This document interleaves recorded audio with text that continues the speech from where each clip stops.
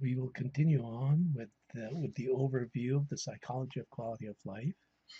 Um, Again, this is a book published by Springer. My name is Joseph Sergi.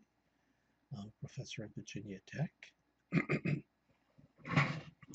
And so far, what we've done is we talked about the philosophical foundations and definitions and measures of subjective well-being and happiness, the consequences of happiness, objective reality and its effect on happiness. And we're in the midst of that part of the book talking about subjective reality and its effect on happiness. And in that context, we just finished talking about personality effects on happiness, effects of affect and cognition on happiness, the effects of beliefs and values on happiness. And now we are ready to talk about needs and need satisfaction. So this is what we're going to be talking about in this module. Okay, we're going to be talking about a bunch of theories dealing with needs and need satisfaction and how needs and need satisfaction affect happiness.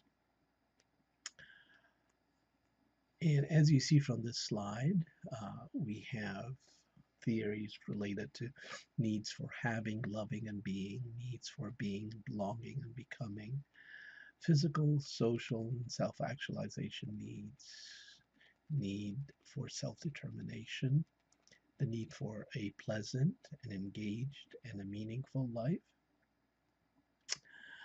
uh, the human need for flourishing, the need for a life of purpose.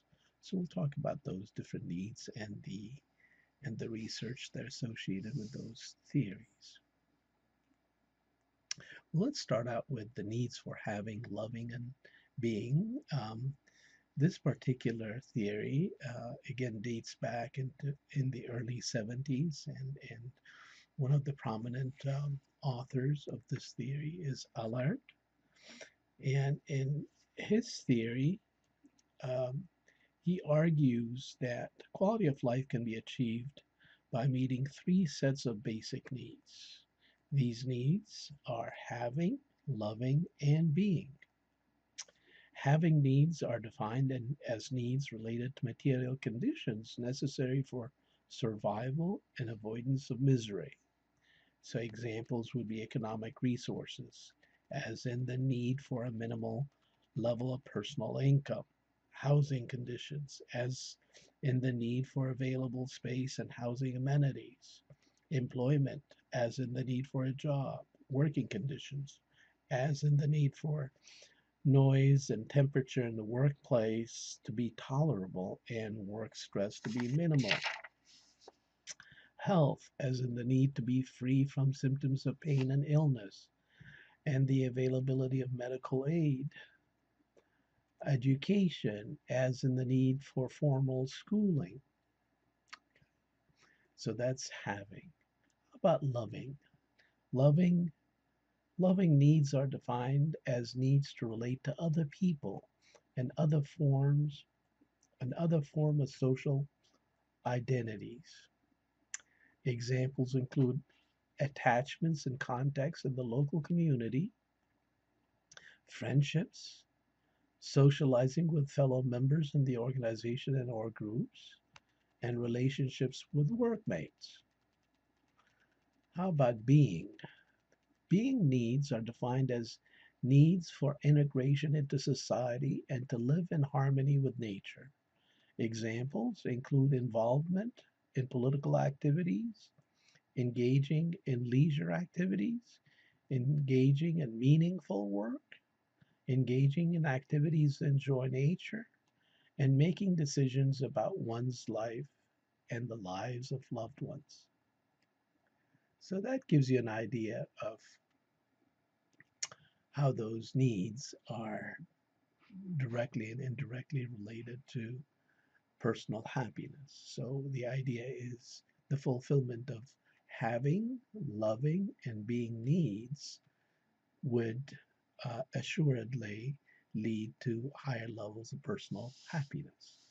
Okay, go let's go down the list and talk about the needs for being, belonging, and becoming, as suggested by again Raphael and his colleagues back in 1996. When we look at being, the being dimension, a person experiencing high quality of life is one who has high level of physical health, physically healthy, engages in exercise, eats in moderation, uh, and eats nutritiously. High level of mental health, such as good adjustment, positive feelings, positive cognitions, etc. And spirituality, like high personal values, standards of conduct, etc.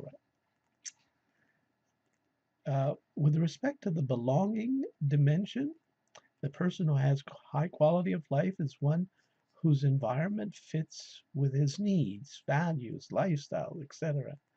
Specifically, high quality of life in this case is a person who experiences a positive, immediate environment, such as home, workplace, neighborhood, school, and community, a positive social environment, family, friends, neighbors, etc., and a positive community, a community that has job opportunities and specifically quality jobs, a community that has good health and social services, a community that has good educational system, a community with parks and other recreational services, etc. Looking at the becoming dimension, uh, the focus here is on purposeful activities that allow the person to express oneself and achieve personal goals and aspirations. Specifically, a person who has a high quality of life is one who engages in practical daily activities such as day-to-day activities, domestic work, paid work, schooling, etc. Engages in leisure activities, activities promoting relaxation and stress reduction, and engages in growth activities, maintenance and improvement of knowledge and skills, and adapting to change circumstances. So that gives you a feel for um, the theory that's been advanced by Raphael and his colleagues on the needs for being, belonging, and becoming. Looking at the next bullet point, which is physical, social, and self-actualization needs. This is, of course, the traditional Maslow's hierarchy of needs. And my colleagues and I um, have done quite a bit of work on this. Um, and we developed actually a measure of quality of life that is based on the needs, the satisfaction of needs, physical needs, social needs, and self-actualization needs. So let me read some of those items in the measure that we've developed back in 1995. So the feeling of having been secure. So the idea is that the respondent would endorse those particular items by indicating how much they need of how much they need. Their need is captured on each one of those items, and how much they they are actually on that particular item, and then we compute a different score between the desired state and the actual state. And the idea is that for those people who have uh, a lower score, an overall lower score, are those people who express certain needs that are satisfied. So let me give you an idea of what those items based on again, Maslow's hierarchy of needs, and that this particular measure that we've developed have been validated in relation to a variety of other quality of life measures. The feeling of having been secure, the feeling of having given to and having received help from others, the feeling of having developed close relationships or friendships, the feeling of having been in the know, the feeling of self-esteem, pride a person has about oneself, the feeling of prestige, reputation one person has about oneself, the feeling of having experienced independent thought and action, the feeling of having determined my life course, the feeling of having experienced personal growth and development, the feeling of having experienced self fulfillment, the feeling of having had worthwhile accomplishments.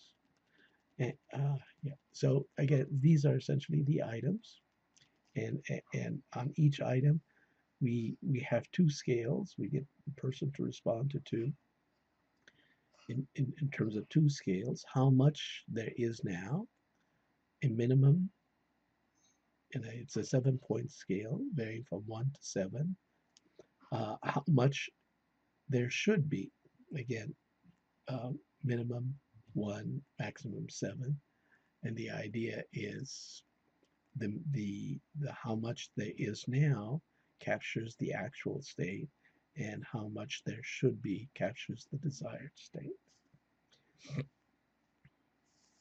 And again, as we mentioned, the validity of this measure has been ascertained and tested in a variety of contexts, and um, and put forth in terms of it being a measure of a subjective well-being based on, again, the idea of need satisfaction.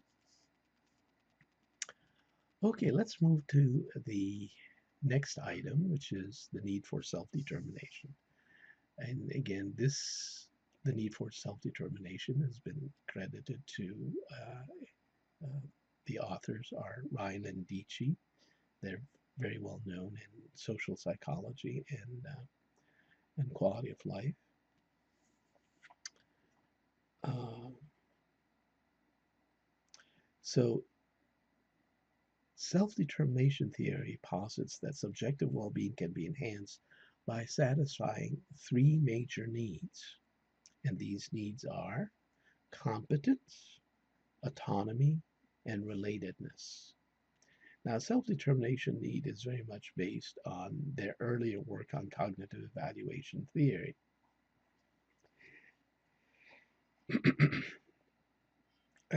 And in cognitive evaluation theory, much has been discussed about two of the three needs, which is competence and autonomy. And in self-determination theory, they added the third dimension, which was relatedness. So the relatedness need was added to those intrinsic motives that play a major part in subjective well-being. And the idea is that people are motivated by intrinsic motivated by intrinsic needs, and these three major needs, if they are satisfied, then again they're likely to contribute significantly to subjective well-being. Moving right along to the need for a pleasant life, an engaged life, and a meaningful life. This this particular theory of quality of life or subjective well-being uh, has has been introduced by Martin Seligman, again the famous psychologist, in his book back in 2002 on authentic happiness.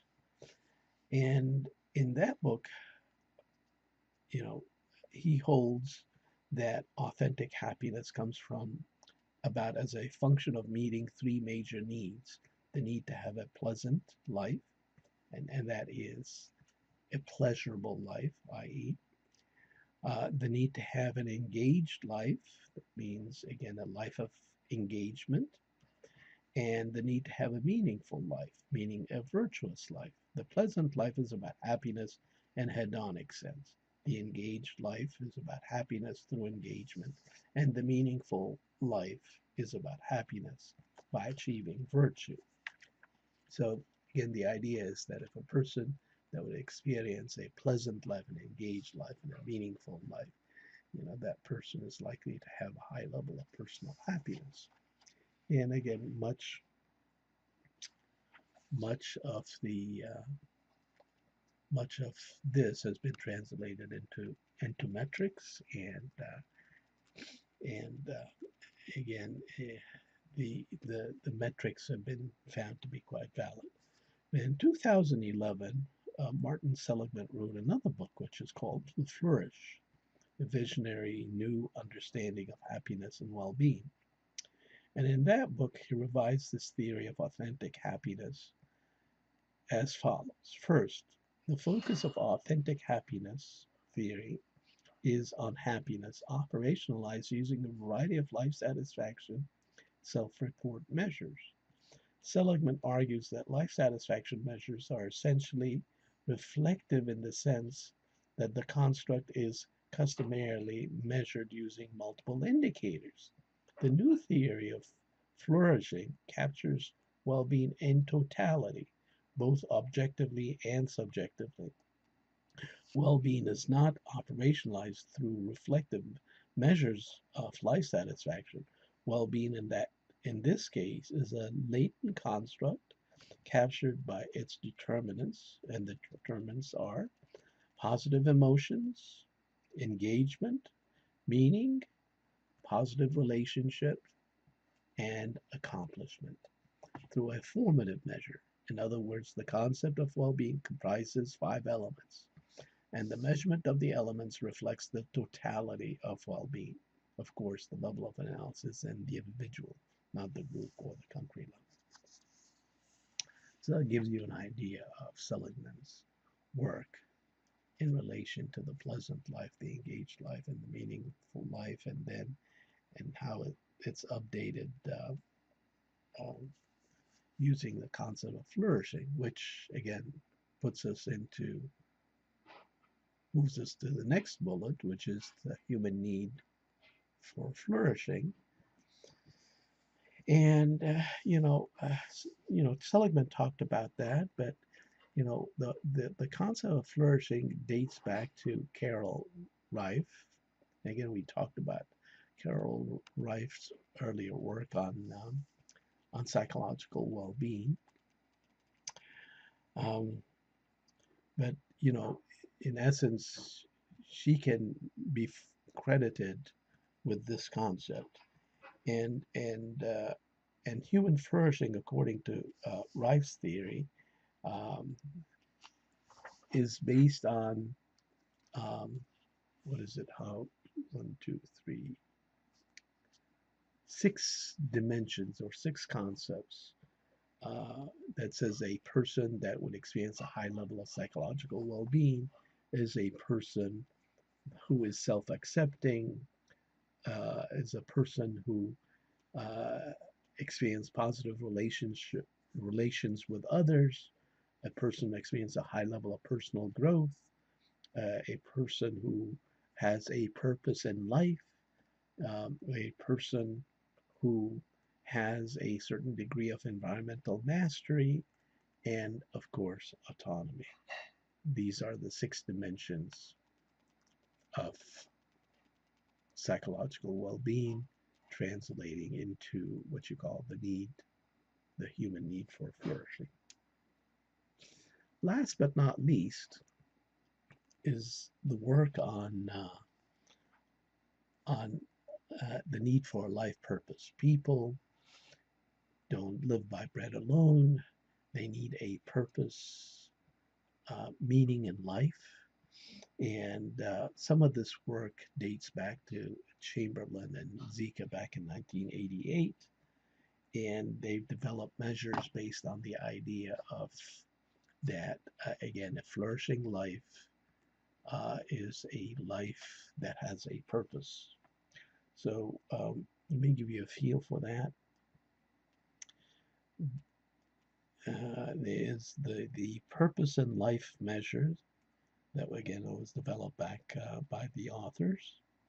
The respondents express the extent to which they feel enthusiasm in living, whether they feel life is exciting, if they have clear life goals, whether the life they live has been worthwhile, whether they have reason for being alive, whether the world is meaningful, and whether they feel they have a life purpose. So, a person, again, endorsing all the items that capture those concepts, is a person that has his need for a life purpose uh, fulfilled, and therefore, again, such a person is likely to express a high level of personal happiness. Okay, well, this concludes this module on the effects of needs and need satisfaction on happiness.